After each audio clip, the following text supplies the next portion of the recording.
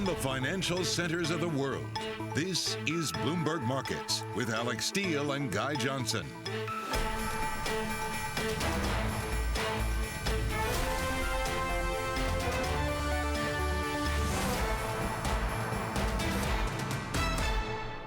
Wednesday the 15th, 3 p.m. in London, 10 a.m. in New York, 30 minutes into the trading day over in the United States. I'm in London. I'm Guy Johnson. Alix Steel over in New York. Welcome, everybody, to Bloomberg Markets.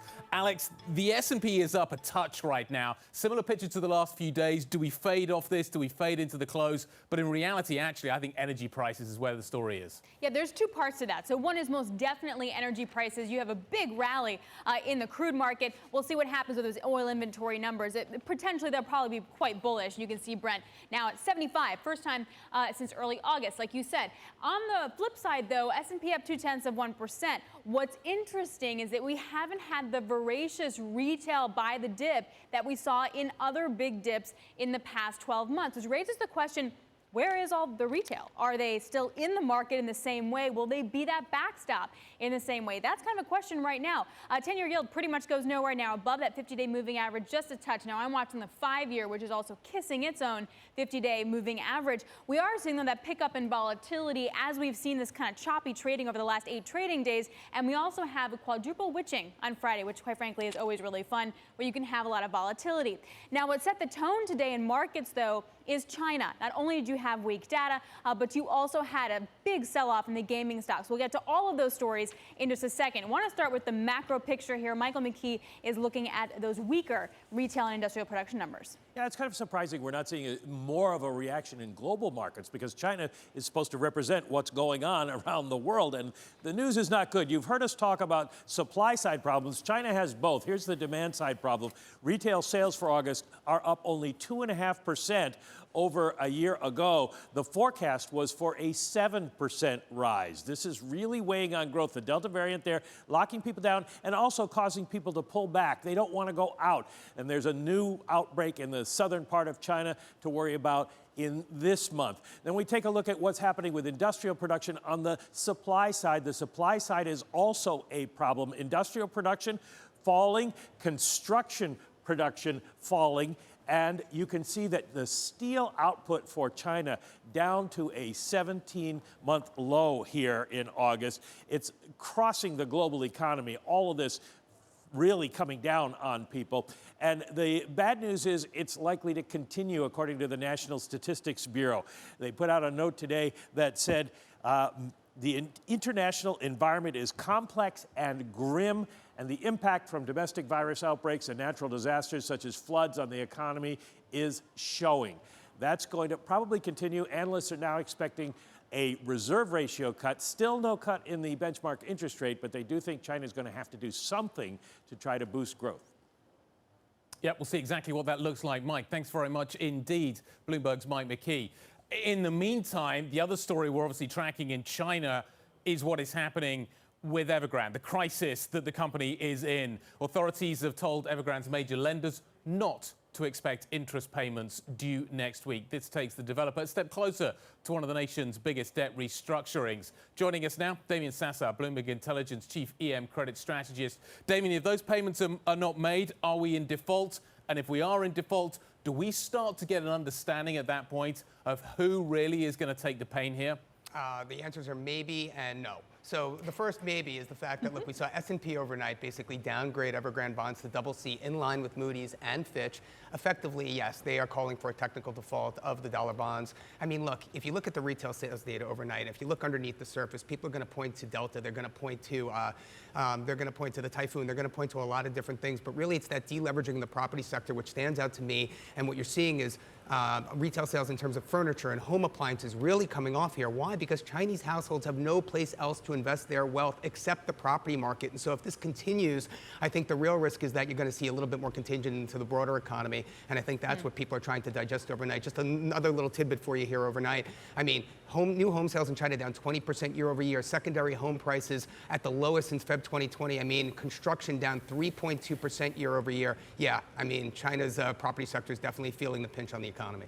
Yeah, and what kind of policy support, though, might come after that? Damien Sassower of Bloomberg Intelligence. And the third prong of that is really what's happening with different sectors in China. The latest crackdown is casinos. Wynn extending declines now, the biggest two-day drop since March 2020. Macau's top gaming stocks losing a record over $18 billion in combined market value since officials said they're going to change some casino regulations. Bloomberg Abigail Doolittle is whipping through all the moves. Hey, Abigail. Hey there, Alex. Well, it really is extraordinary. Huge declines. In the Asian session, there was one China casino sector index that was down a record 23%. We're seeing big declines today. And to your point on Wynn Resorts, over the last 2 days, down about 18%. That's the worst 2 days since March of 2020. That's the degree of the selling power. We do appear to be off the lows, but nonetheless, you have investors fearful that the Chinese government, with officials in Macau saying that government supervision on a day-to-day basis may be needed. It's not a clear going concern risk, but we, of course, have seen China tech shares tumble about 50% from the February peak on the concern that the government is just stepping in. It is a big risk. Some investors saying those China tech shares are uninvestable. We seem to be seeing those kinds of declines on the day over the last 2 days for China tech shares. And then if we take a look at luxury goods, now some analysts are saying that this tumble that we're seeing for luxury goods, Louis Vuitton owner LVMH is down. We also have Kering and Richemont, big declines here, down for a second day. That Macau, that area is not critical in terms of the actual sales, but as a barometer of the sentiment. Plus, Guy, as you know, China retail sales came in much weaker than expected. You see luxury goods tumbling along with the casino operators.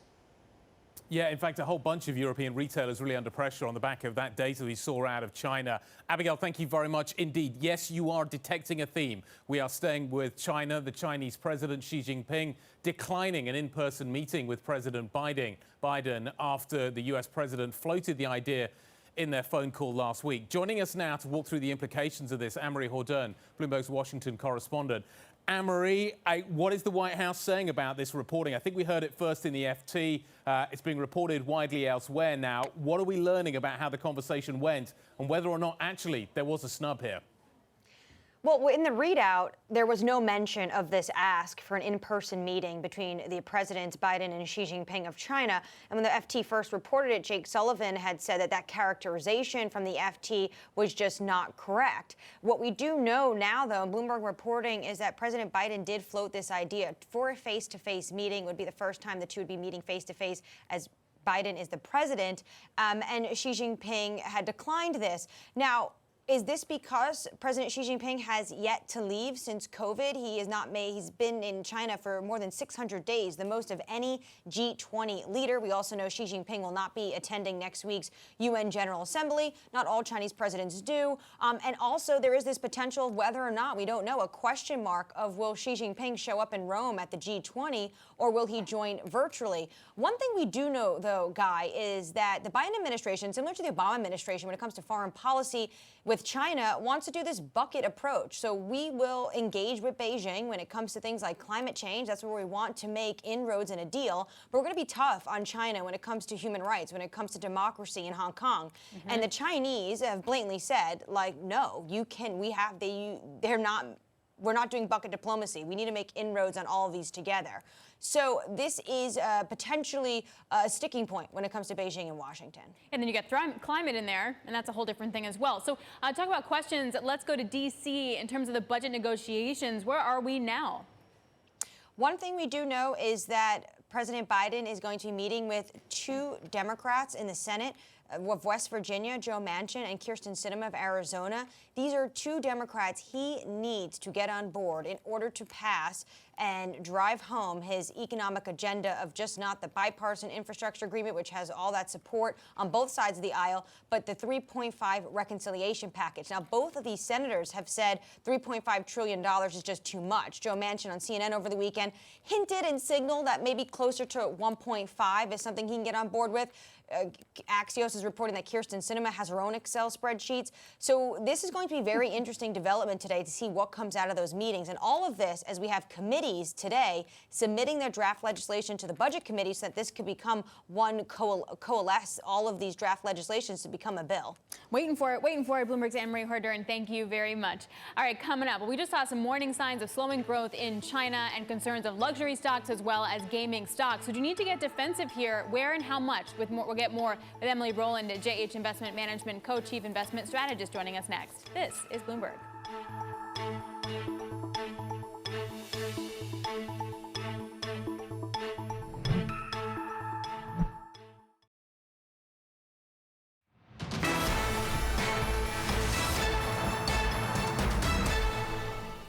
Let's check in on the Bloomberg First Word News. I'm Rishika Gupta. Voters in California have overwhelmingly rejected an attempt to recall Democratic Governor Gavin Newsom. About 2/3 of voters answered no to the question of whether Newsom should be removed from office. It's a major win for Democratic leaders who characterized the recall attempt as a power grab by Trump supporters.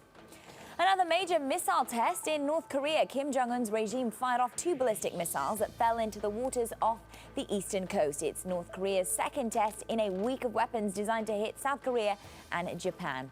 And British Prime Minister Boris Johnson will announce changes to his cabinet later today. One official familiar with the matter says it's to ensure that he has a strong and united team. The reshuffle also is to help focus on the UK's post-pandemic rebuilding. Global news 24 hours a day on air and on Bloomberg Quick Take, powered by more than 2,700 journalists and analysts in more than 120 countries. I'm Rishika Gupta. This is Bloomberg. Alex. Guy, you're just waiting, right? You're waiting for the cabinet reshuffle. You're just hanging on for that? Yeah, well, I'm waiting to see what happens with the Foreign Secretary. I think that could be quite interesting.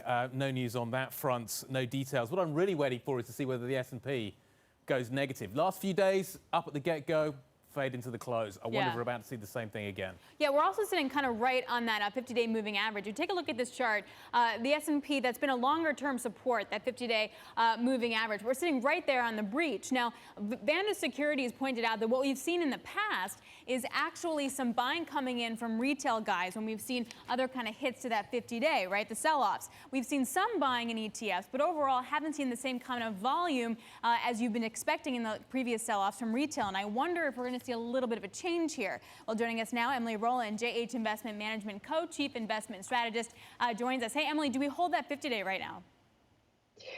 You know, it's interesting. We're at the point now where we have about a 2% drawdown in the equity market. And that just seems like a really big deal, given the fact that we haven't seen anything close to the normal 5% series of drawdowns that we tend to see throughout a year since the pandemic began. So I do think we're in a choppy environment for stocks. We were in a place where bad news was good news because it meant that Fed support would be there, central bank policy would continue to be accommodative, but it feels like we're in a period now where some of the bad news that's coming in, particularly out of China overnight, is actually putting some pressure on stocks here. So there is that buy the dip mantra that I continue to hear. Maybe it's not quite there in the retail sales data, but in listening to a lot of the other strategists that came on Bloomberg this morning, I heard, yes, expect volatility, but we look at it as an opportunity to lean into equities. And I think we would, suggest the same given the strong fundamental backdrop.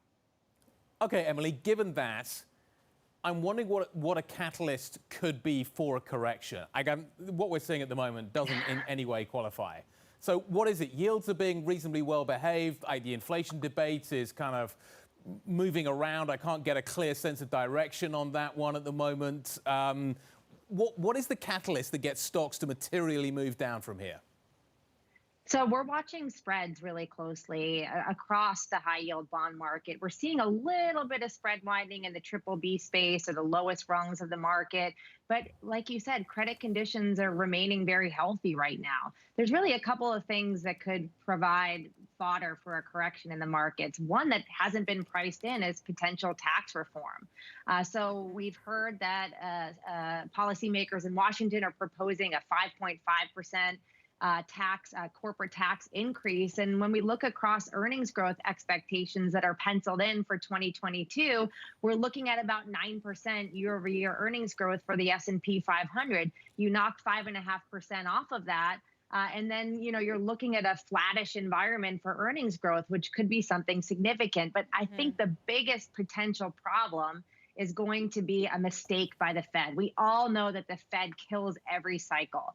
And if you hear a more hawkish response potentially from the Fed next Wednesday, which is going to be must-see TV, we'll all be tuning in, when we hear that press conference from Powell, I think that's another element that could create some spillover in terms of volatility in equities.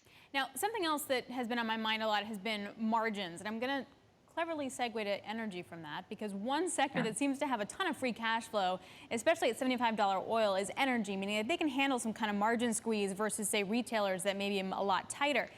Do you like energy here at these prices? I'm still struck with the overall, say, underperformance of, say, some of the oil majors versus the oil price.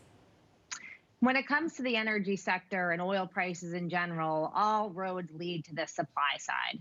So what we're seeing right now is a larger than expected drawdown in U.S. oil inventory. Some of that's been hurricane related. The demand side for us, we just don't see the catalyst for a significant increase in demand for oil prices. I think you saw that coming out of the pandemic when we had our first leg of the reopening trade. It's hard to see that happening all over again as we head forward here. So we think that oil prices remain range bound from here. We're looking at better opportunities in sectors that can really maintain those margins. And Alex, I think that discussion on margins is so critical. As we move from the early part of the economic cycle and we move into the middle part of the cycle, it's all about finding companies and sectors that can maintain margins, withstand input cost price pressures, and really grow organically as the economic growth backdrop slows. So that leads to our preference for quality and for sectors like technology, communication services, industrials, and healthcare. Emily, can I just take you back to the credit story? Because I'm fascinated to get a sense of what could evolve from here. You mentioned the Fed and the possibility of a policy mistake. There is a line of sight here that suggests that maybe the Fed is going about this all wrong, that what it should be doing is hiking rates first and then tightening liquidity up later. Because at the moment, and today's another case in point, huge amounts of issuance, particularly at the junkier end of the spectrum. Companies are rushing to market. The availability of liquidity is still there right now, but it's going to potentially, with the taper, tighten up. What we should be maybe doing is slowing down the demand and then tightening up liquidity. Is that the mistake that could potentially happen here? I think that's certainly on the table. And by the way, I think whatever the Fed does or is looking to do could probably be viewed as wrong. You know, the Fed's in a really, really difficult position right now. They want to lift off rates, but it's going to be hard to do so if the economic data fails to show up in a string of better results, which is what the Fed is looking for. What we expect next week is potentially a more dovish outlook than markets are expecting. You know, that Fed penciled in 2 rate hikes in 2023 when we got the last dot plot. You know, for us, we're penciling in 1. And that means that if the Fed can continue to provide support for this market, that's another kind of tailwind for risk assets right now. And that's what we'll be looking for next week. So if the direction of travel is going to be pushing out more of a dovish meeting next week, where do you think we need to see the biggest re-rating in asset prices, or we already front run that? Yeah, I mean, I think the cyclical trade is behind us at this point. So we talked about that early cycle environment where Fed policy is ultra accommodative. Listen, we just unleashed a fiscal bazooka in response to the onset of COVID last year. And that bazooka is starting to fade. That valve is getting turned off. So I'm not saying that the cyclical parts of the market can't do fine. I just think it's hard to see leadership from areas like materials and financials, which is what we've been seeing reflected in the market action month to date here in September. So I think it means you lean into those higher quality areas in equity. You want to own the quality factor, companies with great return on equity, again, ability to grow organically. And then in fixed income, you want to look to the corporate bond market in the intermediate part of the curve. Credit cycle remains healthy. We like the double B segment within high yield, that opportunity for those fallen angels to be upgraded as the economic cycle continues to unfold. Look, we're nowhere near a recession yet. It's just we've got to recognize that the best of times is behind us at this point. Emily, always a pleasure. Thank you for your time today. Emily Rowlands of JH Investment Management. Bit of breaking news out of the UK being reported by the BBC. Dominic Raab, the former Foreign Secretary, confirmed within the last few minutes as the Justice Secretary and Deputy Prime Minister. Those sound like pretty important jobs, but he's coming from the Foreign Office, which is one of the great jobs in the UK government. Kind of feels like a demotion. Anyway, the reshuffle is ongoing. Apparently, the Prime Minister has left the Palace of Westminster. He's gone back to Downing Street. We're going to start hearing about the hires rather than the fires, I think, over the next few hours in this UK government reshuffle. Coming up, Goldman Sachs building up its fintech business and its push into Main Street. More on its $2.2 billion deal with specialty lender Green Sky. That story next. This is Bloomberg.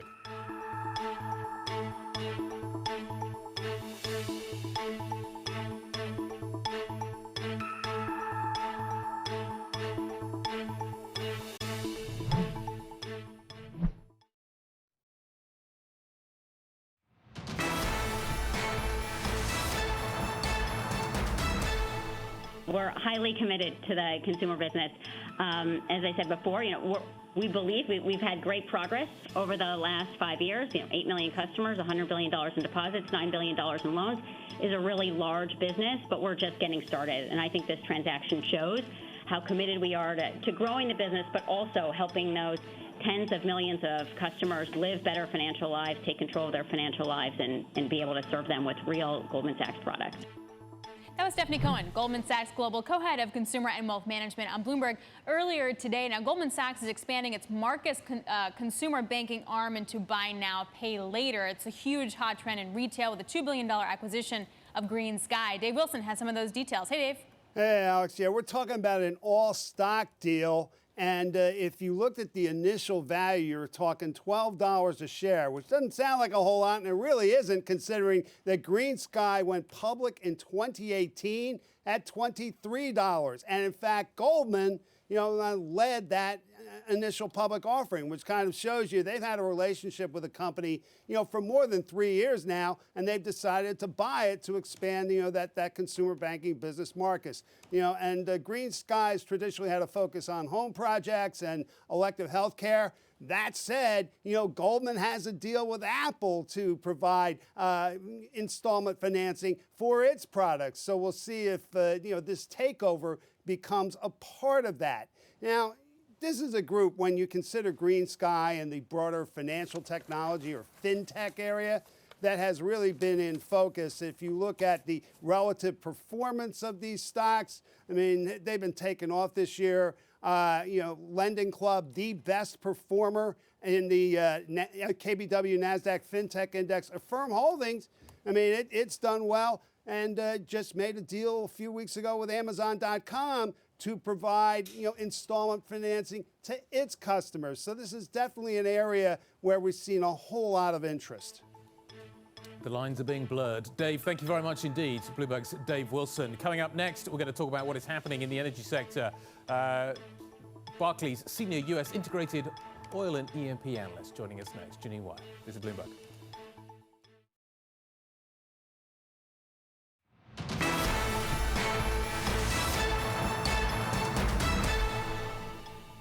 Guy Johnson in London, that's me. Alix Steel over in New York. This is her moment.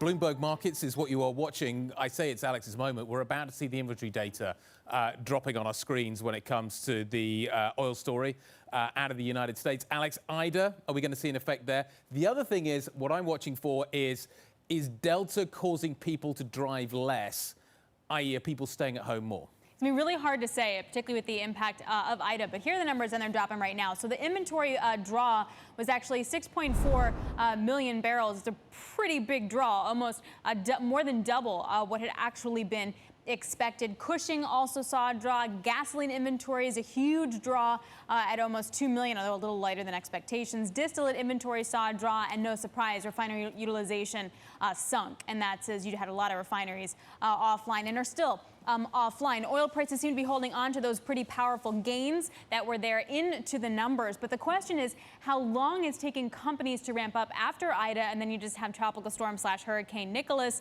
and how quickly it's going to come back, how quickly refinery utilization is going to come back as well.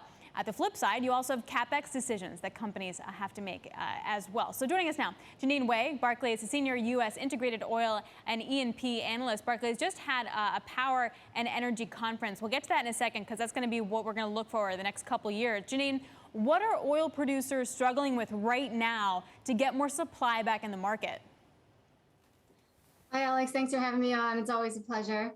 In terms of our coverage universe, most of our production is coming from the lower 48. So they haven't really struggled that much to put production back online. Clearly, we cover companies like Hess, for example, and Occidental that do have production in the Gulf of Mexico, and that'll just take time to come back. But they're not really struggling right now to put more barrels into the market. They're actually being disciplined and trying to keep barrels off the market that they think that, the demand doesn't require.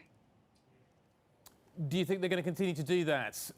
There's been this new sort of conversion of the industry. Discipline is the new word that we hear all the time from CEOs, but prices continue to push ever higher. The temptation at the margin is going to be to increase production. How disciplined do you think these guys are going to be over the next year?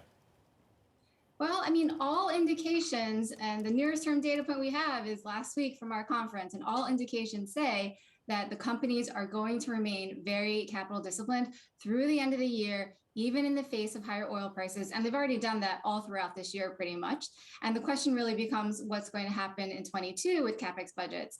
And we think that they're still going to stay disciplined. All the companies are looking at 3 macro factors in order to give them the all clear that the market needs their incremental barrels. And we don't have the positive sign from all 3 of those factors. So they're staying very cautious on growth next year. So they may be cautious on spending more money on oil and gas production, but are they as cautious on spending money on things like wind and solar, carbon capture, hydrogen, alternative energy?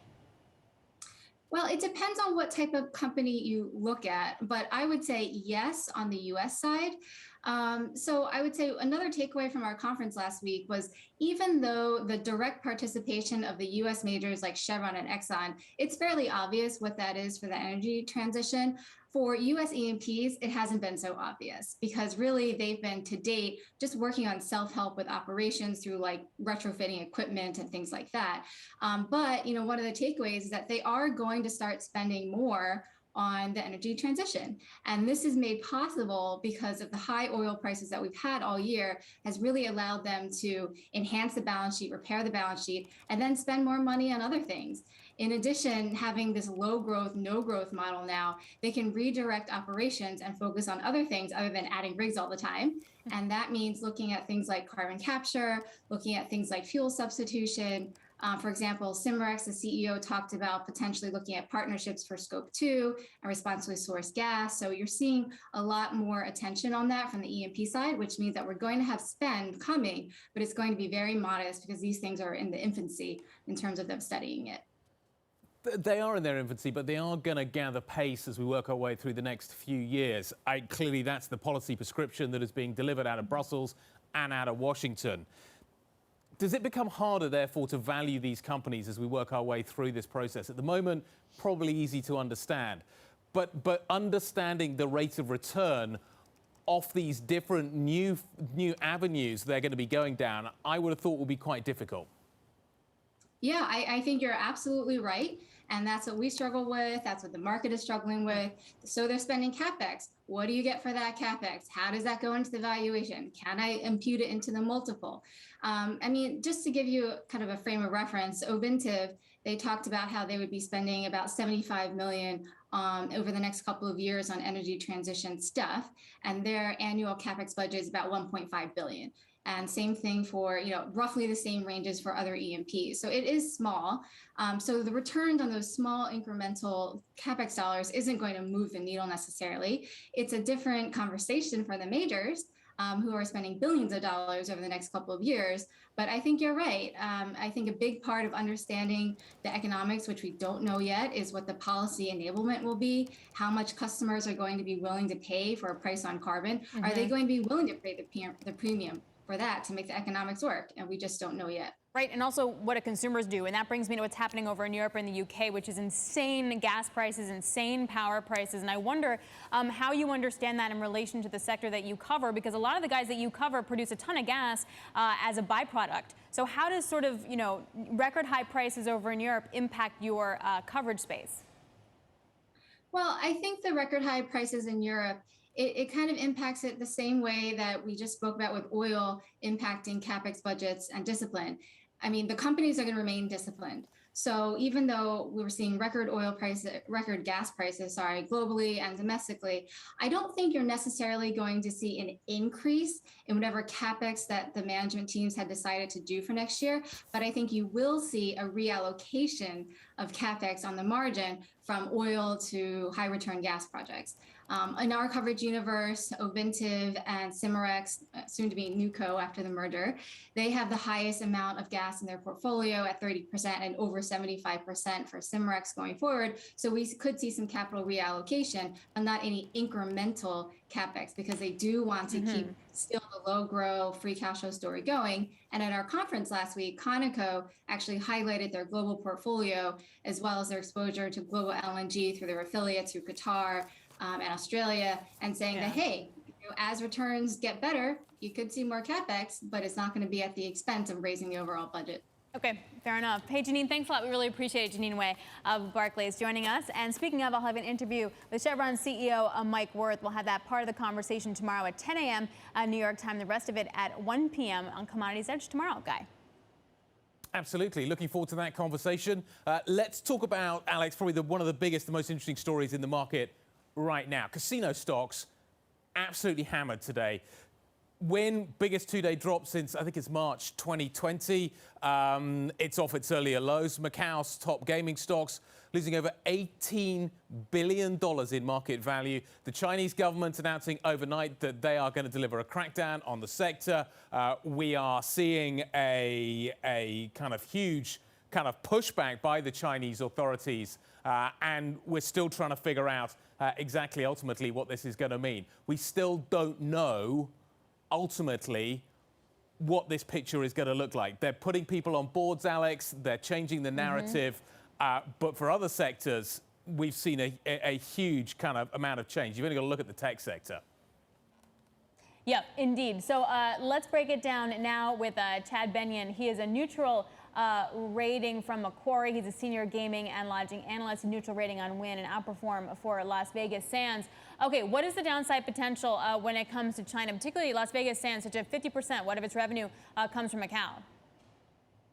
Sure, thanks for having me on. Yeah, so Las Vegas Sands, after the sale of the Las Vegas asset, which is currently pending approval, they will be 100% Asian focused. Now, a little under half that comes from Singapore. The rest would come from Macau. So they do have the most Asian exposure. One of the reasons why we still have an outperform rating, although this is certainly a difficult time to recommend the name, we're in the eye of the hurricane, is during the last 20 years, no company more than Las Vegas Sands has invested in the community, their people, and basically aligned themselves with the government. So we've been waiting for this for several years. During the midterm review back in 2016, they actually finished first because of how they've invested and really kind of focused on their people. But yes, most or all of the Macau business in a draconian situation could be handed off to another company, and that's kind of why these stocks have sold off in the past 2 days.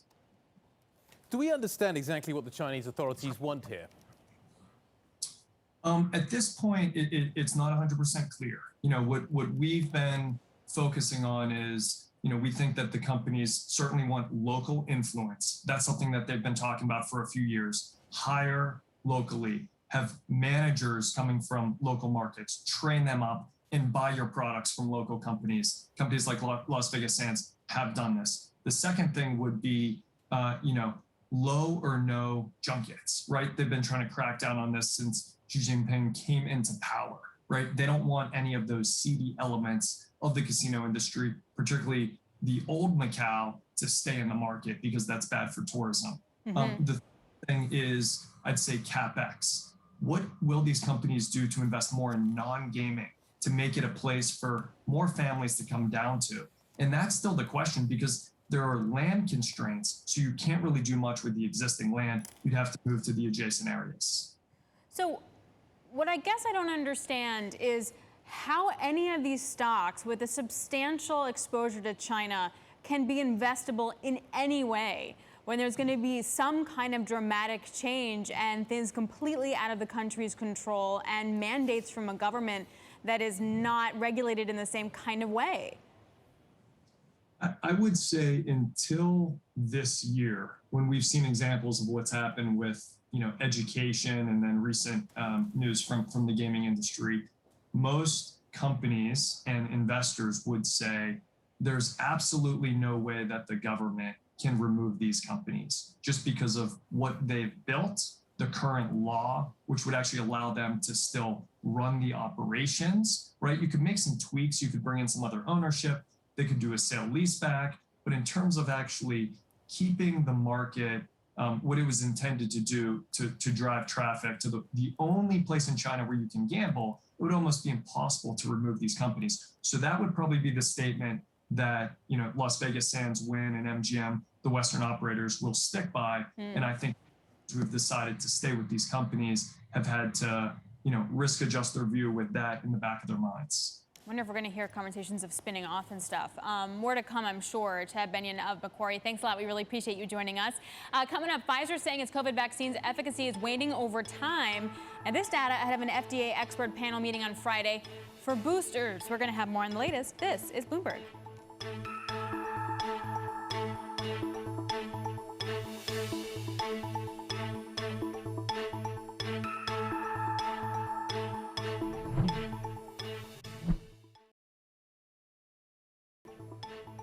This is Bloomberg Markets. I'm Riska Gupta, and you're looking at a live shot of the principal room. Coming up, Lisa Rich, the Explore founder and chief operating officer, joins Bloomberg Television at 1 p.m. New York, 6 p.m. London time. This is Bloomberg.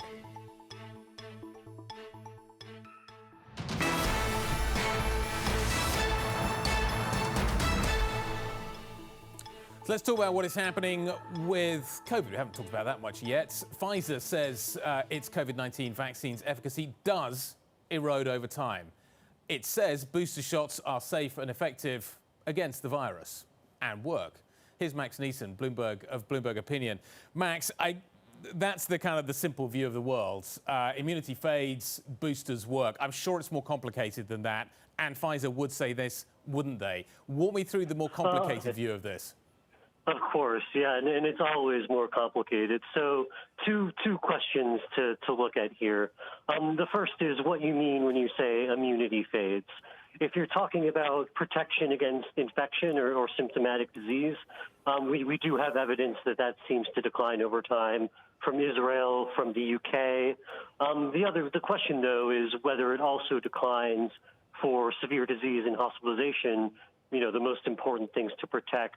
And what we see there so far is that to the extent that there is a decline, it's much, much smaller. And for the most part, there's really mostly evidence that it happens only in older people that you would expect to have, higher risk and less of a vaccine response in the first place. And then on do boosters work, the data Pfizer has is, a third shot raises antibody levels, which is what a vaccine is designed to do. So nothing too surprising there. So, the question, I guess, that's still unanswered is, the durability, how much longer that benefit lasts, and whether there is any magnitude of benefit on that severe disease side. So Max, who's kind of doing it right? I'm just going to compare and contrast the UK and the US. So the UK guy can get his booster starting next week if you're over 50, right? They're taking a much cautious view of kids than the US, for example. We still haven't yet approved booster shots, although President Biden wants that to happen by September 20th. I just wonder, which then makes the most sense? Yeah, it is a really complicated question. And for my part, I do think that boosting that older population does make sense, but it would be worth waiting on, for younger people, for younger healthy people especially.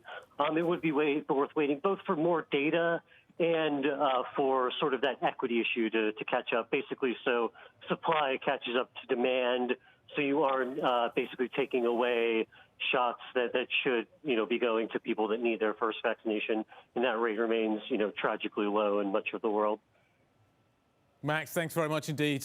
Always interesting to get an update on what is happening here. Max Neeson, Bloomberg Opinion, on the latest news out of Pfizer. There has to be some upside to being over 50, just over 50. I got there. I got it in. Yesterday wasn't going to happen, but I totally nailed it. 24 hours late, but yeah, you finally got there. Didn't get it in yesterday, finally got it in today. Better late than never, as they say. Alex is very happy about this. Very happy about this. I still don't actually know which shot I'm going to be getting. It's going to be interesting. AZ first time round. Do we get the mRNA vaccines this time round? It's going to be interesting. The mix and match story, I think that's going to be one of the other big debates that is going to be coming up.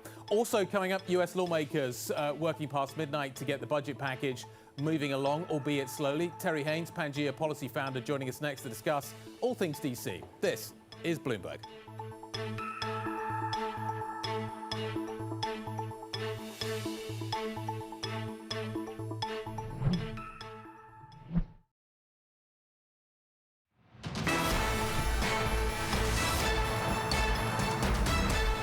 President Biden reportedly meeting with Senators Joe Manchin and Kyrsten Sinema later on today. Now, both moderate Democrats are pivotal to the passage of his broad economic agenda. So we want to turn to Terry Haynes now, Pangea policy founder. Hey, Terry, we've seen strategist after strategist warn of a correction within the S&P.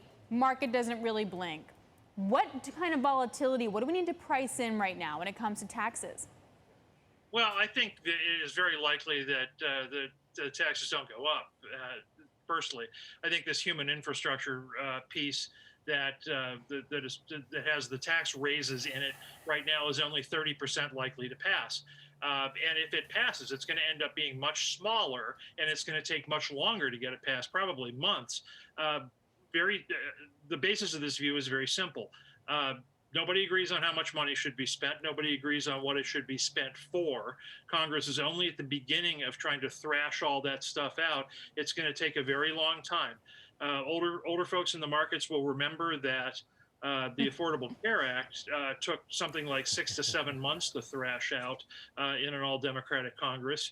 And so if anything's going to happen on this, right now it looks like it's going to take very much that period of time. Meanwhile, you're eventually going to get annual spending. You're eventually going to get the real infrastructure bill, the roads and bridges, and you're eventually going to get debt limit. But the volatility will last for a while because we don't know exactly when the debt limit's going to expire. There seems to be an age theme running through this show now, which I'm slightly concerned about. I also remember that, by the way. He just called both of us old. Yeah. No, I did not. I feel happier now about that. There you go. Is the government going to have to send everybody home? Is the government going to have to send everybody home while we sort this out? I'm wondering how we can tease everything apart. I'm wondering what's going to happen with the debt limit and whether or not ultimately we're going to be able to sort that out quickly enough while all this stuff is going on. I think that, let me try to give you a timeline on this. I think this takes at least the next 6 weeks. The estimates about when the debt limit needs to be dealt with range from the beginning of October to mid-November. That is entirely up. When that happens is entirely up to a report that Treasury Secretary Yellen will send to Congress to say, this is when it's going to run out. She hasn't done that yet, but there's lots of other estimates that indicate that time frame that I mentioned. Nobody's going to negotiate on the annual spending bill, what it actually looks like, and or anything else until we figure out what the debt limit is. Even then, Republicans pretty much have the Democrats over a barrel on the debt limit. They are insisting. Senate Majority Leader McConnell specifically is insisting that if Democrats want to do that and want to pass another $3.5 trillion worth of tax raises and all the rest that they need the debt ceiling for, they're going to have to do it on their own. So, this is really going to get squeezed here in the next 6 weeks, I think. Well, also, what's going to get squeezed at some point, President Biden's going to have to make a decision about who's going to lead the Fed. Quickly, what are the odds of Jay Powell keeping it at this point? Because he has to horse trade with the progressives, for example. Right. I think that Powell's likelier than not to be reappointed. But I will say this. Biden, I think, is going to end up having to disappoint the progressives on the $3.5 trillion human infrastructure piece. He always looks for other things to give them, prominently including personnel. Gary Gensler's there. There's a bunch of all the people at the Federal Trade Commission are there, in large part as gives to progressives. So I think there's a greater than likely chance that, or I think it's likely that Powell gets reappointed, but I would not dismiss the idea that somebody else gets put in Powell's place largely as a sop to progressives. So I think markets need to watch out for that. Just, I should be wrapping up here, but do you have a timeline on that? Does he wait and see how the other stuff transpires before he makes that decision? He's supposed to do it this fall. He can wait wait until Bell's term expires.